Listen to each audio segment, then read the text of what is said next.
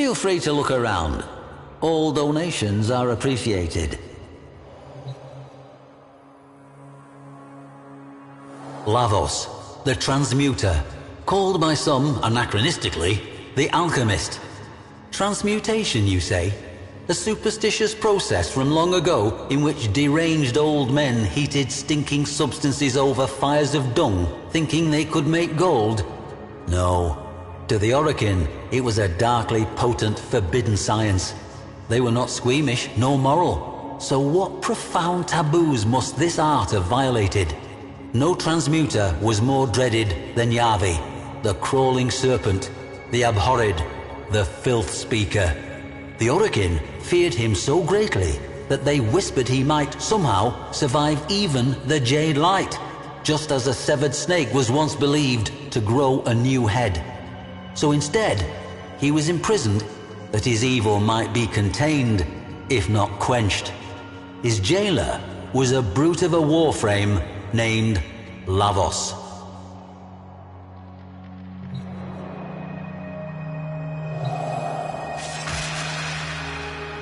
The prison of Dabaoth Kra no longer stands.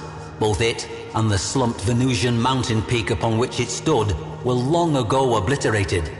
We have only records to tell us what went on there. Yavi was a scrawny, hairless man, scaly with skin disease.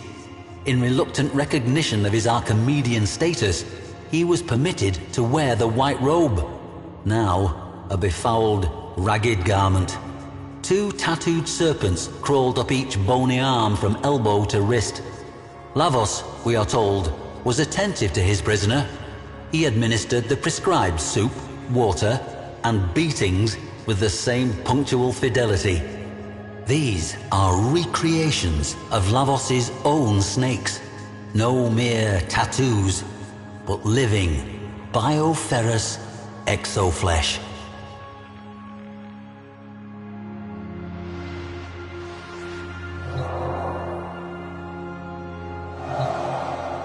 Observers at the prison reported that Yavi was frequently whispering to Lavos. There was some concern among the wardens, but they dismissed the whispers as mere posturing. Yavi's cell walls began to fill up with scrawlings, using blood and filth as ink. At first, these were simple symbols, but as time passed, they became more elaborate. It was as if the Archimedean was turning his cell into a demonic temple, baiting his captors. There was even an image of Lavos, resplendent in his cyandana of office. Perhaps an attempt at a curse. Lavos was ordered to beat him harder, and duly did so. With the blood on the wall, Yavi drew a snake. An appeal, no doubt, to his depraved idol. Floor washer Bekran Zaft, the sole survivor of Dabaoth Kra, would later tell of how Lavos would stride from cell to cell, weighty shotgun in hand, clubbing and beating as required. The nightmares still haunted her.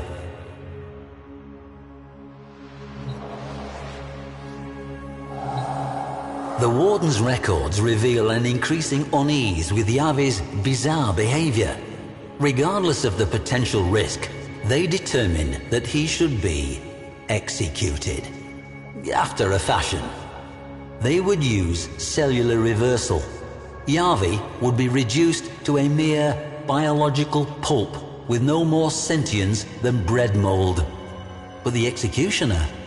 No jailer wanted to be the pobber to bell that cavat. So Lavos received this ceremonial helm, along with the power to reconfigure organic matter. He could be their instrument. The walls, floor, and ceiling of the cell were, by now, overwritten with text. Lavos watched over Yavi continually. Bekran Zaft tells us that, curiously, Lavos no longer beat the prisoners in the other cells. Even when the inmates shoved one of their hated fellows into his path, expecting a bloody beatdown, Lavos merely waited for him to get back to his feet before moving on.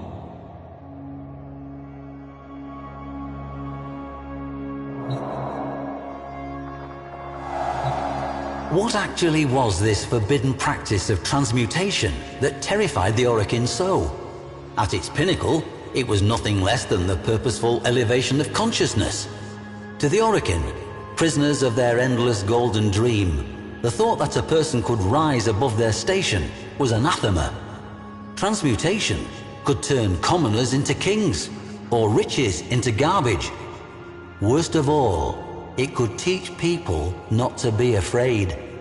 I have seen a preserved image of Yavi's cell. His scrawlings were not demonic sigils and barbarous texts, but star charts, evolutionary trees, genome structures.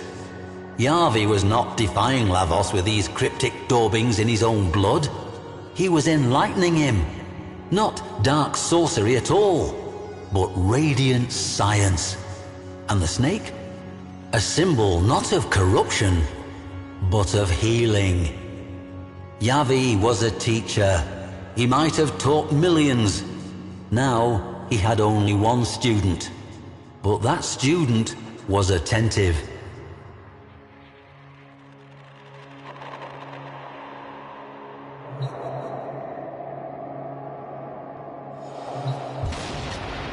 Bekran Zaft says this of Execution Day. The jailers gathered in the auditorium with a slow, funereal tread. Lavos escorted Yavi to the execution dais. He gently raised a hood over Yavi's head, cobra-like. He turned, then, to face the Orokin warden, shotgun trembling in his mighty hands. The silence, Zaf says, was absolute. But then, from beneath the hood, came a whisper. Yavi had some final words for his student. The Orokin jailer shifted uncomfortably, looked to his functionaries. Would the execution even take place? Lavos gave a stiff bow to Yavi and activated his power. Yavi's skin peeled off in one grisly sloughing. He liquefied into a biological soup. A cheer went up from the assembled jailers. Lavos gathered the remains of Yavi tenderly in his hands. A soft glow emanated from them, as, in one horrible moment, Yavi's Orokin oppressors realized what they beheld. And then, panic. Lavos was transmuting the remains. A twining, living snake seethed up Lavos's left arm. Yavi, transformed, and still, after a fashion, alive, just as they had feared. A second snake coiled around his right arm, this one sprouting from Lavos's own flesh. Then, Lavos leapt into the midst of the assembly, hurling vials left and right, bathing the hapless, screaming jailers and functionaries and their warden in icy vitriol. Not one survived. Not for long, anyway. And Bekran Zaft? Lavos bowed to her and moved on.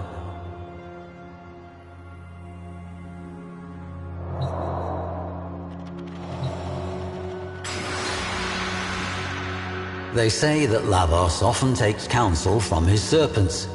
One is his brutal advisor, the other his wise teacher. Both have their wisdom, and Yavi still whispers to his beloved student. Much like the snake, Lavos is easy to misjudge. The serpents that poison can also cure.